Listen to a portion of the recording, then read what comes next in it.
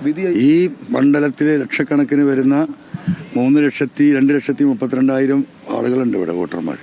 ആ വിരൽത്തുമ്പ് കൊണ്ട് അവർ സംസാരിക്കും ഈ തെരഞ്ഞെടുപ്പിൽ.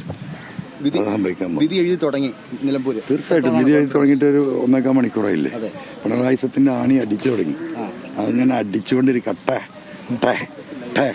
അത് കണ്ടുമ്പോൾ കാണാം. യൂസഫ് പത്താനോട് ചോദിച്ചത് PV Anwar ഇമ്പാക്ട് പ്ലെയർ ആയിരിക്കും എന്ന് വെച്ചാൽ പ്ലെയർ ഓഫ് ദ മാച്ച് എന്നാണ് പറഞ്ഞത്. എന്താണ് പ്ലെയർ ഓഫ് ദ മാച്ച് ആണോ ഇമ്പാക്ട് പ്ലെയർ ആണോ? അല്ല, അത് രണ്ടും കൂടെ ആയിരിക്കും. ചരിത്രത്തിൽ രണ്ടും കൂടെ ഒരുമിച്ച് നടക്കാറില്ലല്ലോ. പക്ഷെ അത് രണ്ടും കൂടെ ഒരുമിച്ച് നിലമ്പൂരിൽ നടക്കും. ആർക്കായിരിക്കും രണ്ടാം സ്ഥാനം? അതറിയില്ല, അതിനെക്കുറിച്ച് ഞാൻ ആലോചിക്കുന്ന കാര്യമില്ല. ഞാൻ എല്ലാം കൂടെ ഞാൻ പറഞ്ഞ ഒന്നാം സ്ഥാനം PV Anwar അല്ല, ജനങ്ങളാണ്. ആ ജനങ്ങളുടെ റെപ്രസെന്റേറ്റീവാണ് PV Anwar.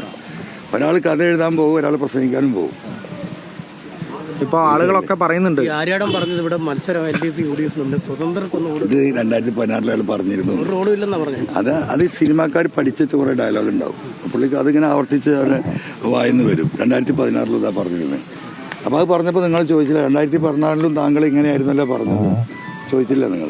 അതുകൊണ്ടാണ് കുറച്ച് സ്വതന്ത്രന്മാരൊക്കെ ഉണ്ടെന്നുള്ള രീതി തന്നെ പറഞ്ഞത്. താങ്കളുടെ ഒരു പേര് കുറച്ച് സ്വതന്ത്രന്മാരുണ്ട്, അവർക്കൊന്നും കാര്യമായ റോള് വിടില്ല. എന്നാ ചെയ്യാനാന്നേ, എന്നാ ചെയ്യാനാ? അതല്ലോ കൊച്ചനിയന്റെ ഒരു തമാശ അല്ലയോ. നമ്മൾ ജനവിരുദ്ധത, വർഗീയത ശക്തമായ പോരാട്ടം നമ്മൾ തുടരും.